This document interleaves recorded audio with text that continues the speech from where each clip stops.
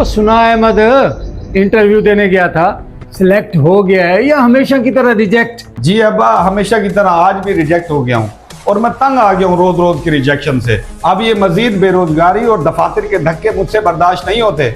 आप मेहरबानी करें, मुझे कुछ इन्वेस्टमेंट दें ताकि मैं अपना कारोबार शुरू कर सकूं। लेकिन आप क्यों देंगे पैसे? आप तो खुद पैसे पे सांप बन के बैठे हैं। ओए तुझे किस चीज के पैसे? तू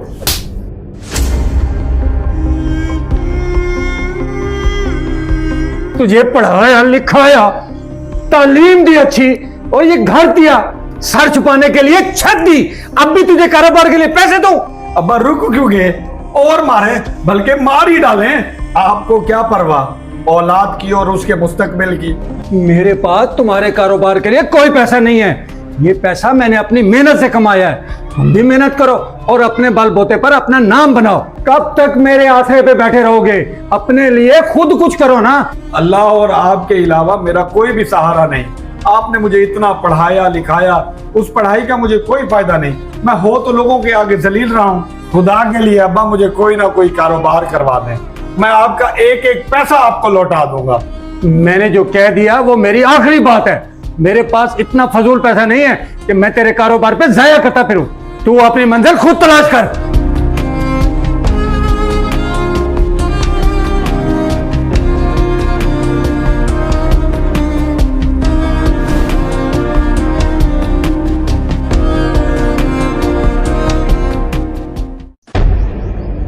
ओए अहमद, खैर तो है? तो आज भी मुंह लटका के आ रहा है, कहीं जॉब से फिर से रिजेक्ट तो नहीं हो गया?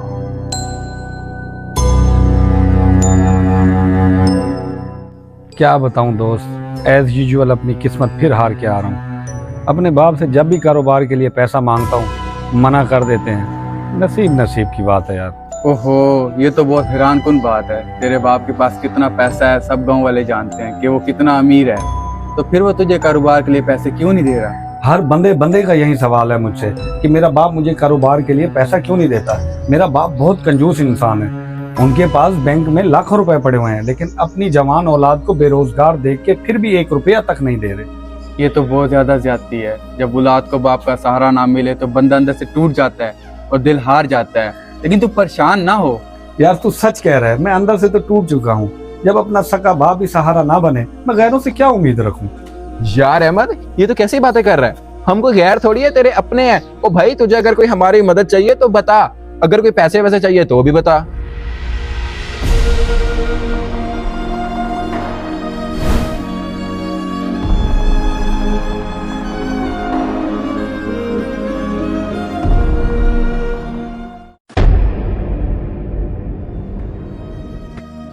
इमरान यार, वो अहमद के बारे में पूछना था। उससे रोजाना मुलाकात हो जाती थी मेरी, मगर पता नहीं आजकल वो कहाँ नजर ही नहीं आ रहा।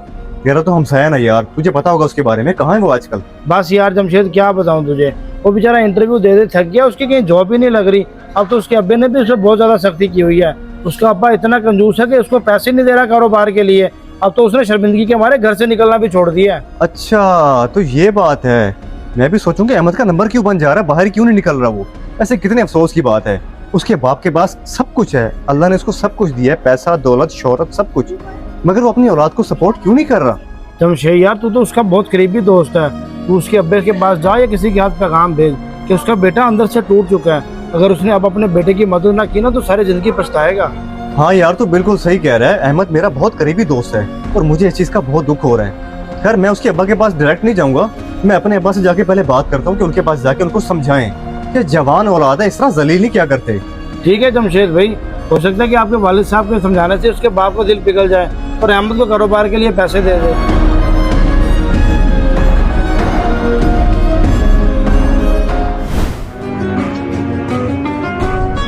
चौधरी साहब, आज मैं आपसे एक ज़रूरी बात करने आया हूँ। हमारे सब दोस्तों के बच्चों ने अपने अपने कारोबार शुरू कर लिए हैं और माशाअल्लाह सब तरक्की कर रहे हैं, लेकिन आप अपने बेटे अहमद की सपोर्ट क्यों नहीं कर रहे?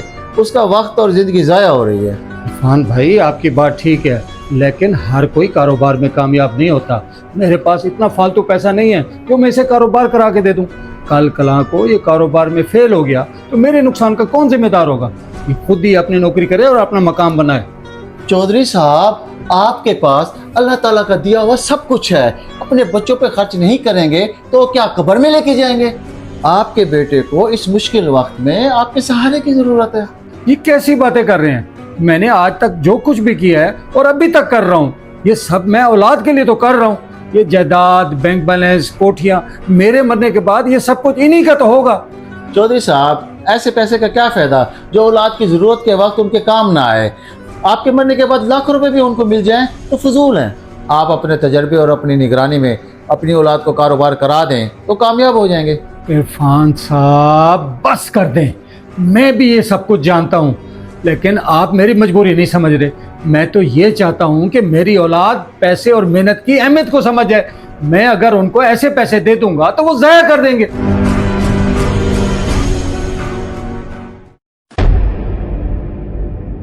हमारे सब दोस्तों के बच्चों ने अपने अपने कारोबार शुरू कर लिए हैं और माशाअल्लाह सब तरक्की कर रहे हैं, लेकिन आप अपने बेटे अहमद की सपोर्ट क्यों नहीं कर रहे?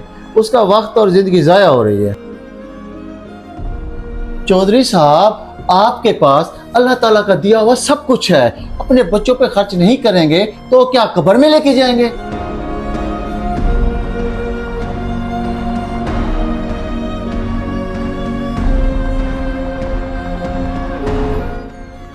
अब्बा जा रहा हूँ मैं घर छोड़ के किसी दूसरे शहर, यहाँ नौकरी लग नहीं रही, वहां जाके कोई छोटी मोटी मजदूरी ढूंढ के अपनी जिंदगी खुद गुजार लूंगा। आप रखें अपना पैसा अपने पास। नहीं नहीं बेटा, अब तुझे घर छोड़ने की जरूरत नहीं है और ना ही प्रदेश में मजदूरी और धक्के खाने की जरूरत है। मुझे अब समझ आया कि वालिदैन का पैसा औलाद को जरूरत के वक्त ना दिया जाए तो फिर किस काम का। अब्बा खैरियत तो है, अचानक इतनी बड़ी तब्दीली, कहीं मैं ख्वाब तो नहीं देख रहा? पहले तो आप कहते थे कोई पैसा नहीं है तुझे देने के लिए मेरे पास, अब मैं कुछ करना चाह रहा हूँ तो आप मेरे लिए खुद दीवार बनना चाह रहे हैं। बेटा मुझे गलत न समझ, मैं तेरे लिए दीवार क्यों बनूंगा? मैं गलत था, मुझे माफ कर दे। बेटा बता तू क्या करना चाहता है? तुझे जितने भी पैसे चाहिए मैं देने के लिए तैयार हूँ, मैं हर कदम पर तेरा साथ दूंगा। नहीं नहीं अब्बा, आपकी माफी नहीं, आपका साथ चाहिए। मुझे तो यकीन नहीं आ रहा आपका दिल पिघला कैसे। बेटा वो तेरा दोस्त है ना जमशेद, उसके वालिद साहब आए थे, इरफान बलोच साहब, उनकी बातें मेरा दिल पिघला गई। बेटा मेरे पास जो कुछ भी है सब तुम्हारा है। मुझे ये बात समझने में बड़ी देर लग गई। भाड़ में जाए ऐसा पैसा जो जरूरत के वक्त औलाद के काम ना आए। मुझे माफ कर दे बेटा, मेरी वजह से तेरी जिंदगी के खूबसूरत 3 साल जाया हो गए। तू नौकरी की तलाश में भटकता रहा, मैंने तुझे कारोबार न करा के दिया। मुझे माफ कर दे बेटा।